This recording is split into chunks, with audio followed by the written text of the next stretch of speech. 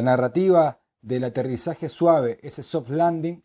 ha quedado seriamente dañada estas últimas 2 semanas de fortísimas caídas y luego de 2 meses muy buenos como hemos visto los meses de octubre y noviembre. Esta situación de crecimiento debilitado e inflación persistentemente alta ha obligado a los bancos centrales a continuar pronunciándose. Ya vimos la semana pasada tanto a la Fed como al Banco Central Europeo comprometidos con la lucha contra la inflación, como hemos dicho también, tuvieron buena parte también en haberla generado, y ahora se disipan esas expectativas respecto de una relajación monetaria. El mal dato de ventas minoristas de noviembre, que se publicó el pasado jueves, que se esperaba un 0,6% y fue un 0,3%, aumenta esos temores y así vemos cómo la semana pasada las bolsas globales cerraron a la baja, el Eurostock cayó un 3,5% y hace varias semanas que no cerraba por debajo de los índices americanos y así el Nasdaq cayó un 2,6%, el Dow Jones un 1,7% y el Standard & Poor's un poco sobre el 2%. La lectura simple es que la Fed está decidida a provocar una recesión y de esa forma desinflar tanto la burbuja en los mercados financieros como también provocar una recesión en la economía que afecte también directamente al empleo. Y los bonos de largo plazo están compartiendo esa lectura. Vemos como ya se han ido alejando de los máximos, están en este momento en 3,49, muy lejos del 4,25 que marcaron en octubre o también en noviembre.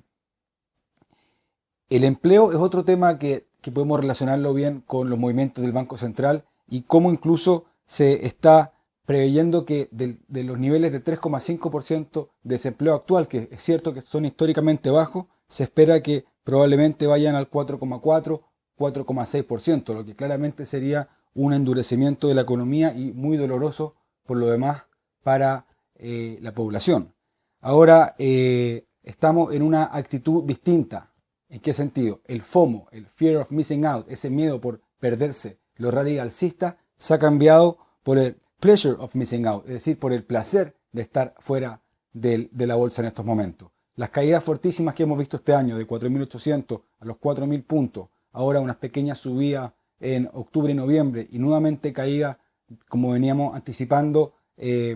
cerca del 14 de diciembre, es que podemos entender que ha habido un cambio de régimen y este cambio de régimen no va a ser algo corto, sino que va a ser algo que puede durar más tiempo del que muchos pensaban y en ese sentido es una buena alternativa esperar, tener paciencia y buscar puntos de entrada que pueden ser bastante mejores. De hecho, el dato de inflación del martes pasado en Estados Unidos nos permite pensar en unas bolsas debilitadas, en el sentido que a pesar que la inflación fue más baja de lo esperado y que podría haber hecho pensar que la tasa de interés también iba a bajar, eso solamente duró unas pocas horas y el mercado terminó teniendo subidas muy moderadas. Es decir, al mercado le falta fuelle, le faltan motivos y catalizadores para tener este rally de fin de año que hemos dicho que es muy difícil que se produzca. Es decir, los inversores ya están entendiendo que este cambio de régimen que duró 15 años, hiperlaxo y que con condiciones inéditas, ha llegado a su final y es un cambio estructural. Este modelo de Easy Money es algo y de financiamiento barato, es algo que promovió la economía, promovió el endeudamiento, este modelo de monetización y que ahora ha llegado a la inflación, ha dejado de apuntalar el crecimiento y se espera que sea una demanda natural y ya no artificial por parte de los bancos centrales la que pueda sostener los mercados. De lo contrario, no sería extraño ver caídas importantes. Y ahí es donde estamos viendo que este accidente monetario, es decir, como lo que pasó del tipo Lehman en el 2008, se pueda producir. Algo que habíamos descartado en un principio y nos jugábamos por la corrección ordenada, que así fue este año, perfectamente ante un endurecimiento mayor de las condiciones monetarias y que esto esté muy alejado de las expectativas de los mercados, podría producirse este accidente monetario que sería finalmente porque la Fed y el BCE tensan la cuerda hasta romperla. Hemos dicho, en un experimento también monetario, el salir de este aumento del balance y de salir de esta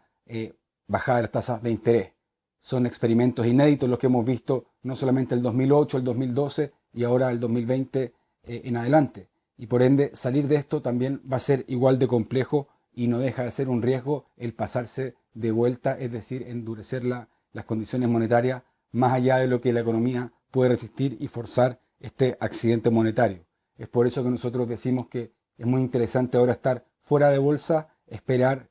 mejores puntos de entrada que seguramente se acercan más a los fundamentos de la economía.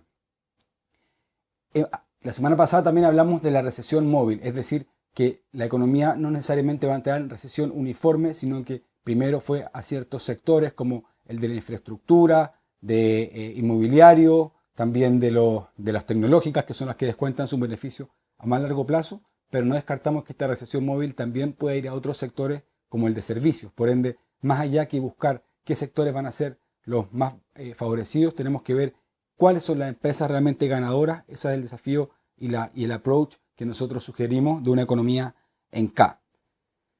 Tampoco vamos a descartar que tanto la Fed como el Banco Central Europeo puedan aumentar sus objetivos de inflación incluso hasta el 4% o al 3% y con esto intentar de cumplir los objetivos que hemos visto que han quedado tan alejados de lo que se ha presupuestado en un principio. Esta semana vamos a tener algunos resultados tardíos como el caso de Nike o el caso de FedEx y el viernes se publica el deflactor de gastos personales en Estados Unidos, que sabemos que es un indicador muy seguido por la Fed por los efectos que puede tener en la inflación. Pero esencialmente apostaríamos, y aún a riesgo de equivocarnos, que las bolsas van a continuar una fase bajista. Eso lo estamos viendo tanto desde el punto de vista técnico como fundamental. Los 4.000 puntos van a ser muy difíciles de mantenerse y por ende esperamos que pueda ir perfectamente a testear la banda de los 3.300, 3.500 puntos del Standard & Poor's y esos son los puntos que estamos recomendando como buenas entradas.